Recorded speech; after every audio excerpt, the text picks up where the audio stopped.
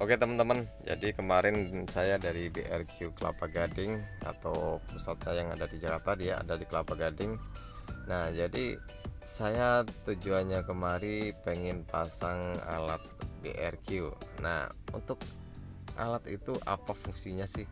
Nah, di sini sedikit cerita, sebenarnya saya bisa jadi korban dari dunia per-YouTubean atau bisa jadi eh, korban dari videonya Mas Ridwan Hanif atau Mas Witra Eri yang membahas tentang produk BRQ. Tapi sebelumnya saya mohon maaf nih, bukan menjadikan kambing hitam kepada Mas Ridwan Hanif atau Mas Witra Eri. Cuman di sini dengan videonya mereka, saya jadi kepengin tuh pasang BRQ di kendaraan saya. Terus apa sih keuntungan memakai BRQ itu?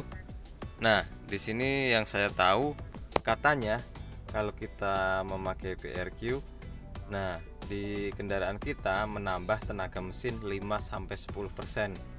Terus meningkatkan kualitas bahan bakar, selanjutnya menghemat BBM sampai dengan 20%. Lalu mengurangi emisi sampai dengan 50%.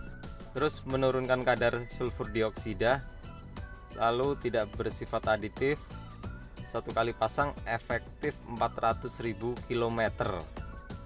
Selanjutnya tidak merusak garansi mesin. Coba bayangkan 400.000 km, kira-kira berapa lama ya? Apalagi mobil yang dipakai buat kadang-kadang misalnya bisa jadi itu mobil sampai karatan, sampai punya cucu, itu garansi masih berlaku. Jadi mungkin seperti itu ya teman-teman. Nah, di sini untuk informasi ini hanya informasi yang saya dapat ya. Jadi kalau untuk pembuktiannya sendiri belum saya buktikan semuanya, jadi saya belum bisa ngasih apa ya, kira-kira jawaban yang pasti. Jadi seperti itu. Kalau teman-teman penasaran, mungkin teman-teman bisa tanya sama yang sudah memakai BRQ lama ya, tahunan mungkin. Itu mungkin bisa merasakan dari hasil pemakaian atau menggunakan BRQ ini.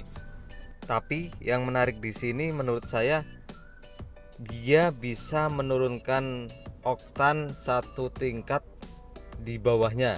Jadi yang dimaksud gini, apabila kita menggunakan Pertamax, biasanya kita pengguna Pertamax, lalu kita mau beralih ke Pertalite, dengan kita sudah memasang alat ini, maka performa yang didapat masih sama atau mungkin masih bisa sebanding dengan kita menggunakan Pertamax. Jadi apabila kita tetap menggunakan Pertamax, maka dia akan naik satu tingkat di atas Pertamax. Yang dimaksud seperti itu, katanya seperti itu.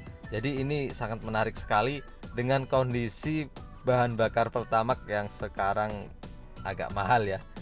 Menurut saya agak mahal atau bisa dibilang mahal. Nah, kita bisa beralih ke Pertalite misalnya. Kalau yang biasanya pakai Pertamax, kita bisa beralih Pertalite tanpa mengurangi performa atau tenaga yang dihasilkan dari mesin tersebut. Jadi seperti itu teman-teman.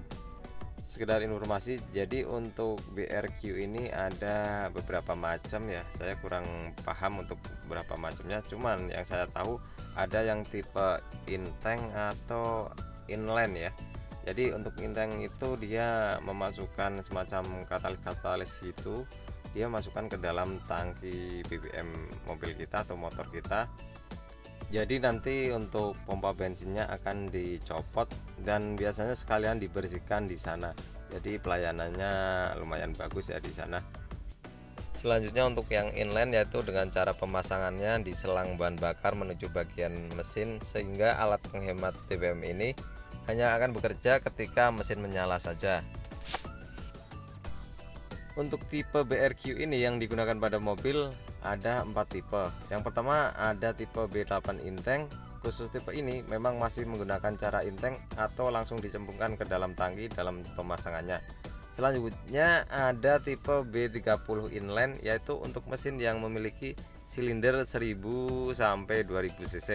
Tipe B40 inline yaitu untuk mesin bersilinder 2000 cc sampai 2500 cc.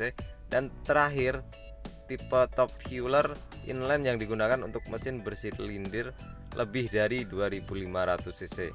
Nah, di sini nanti teman-teman apabila bingung untuk pemasangannya mau dipasang dengan tipe yang model seperti apa, teman-teman bisa konsultasi dahulu di sana.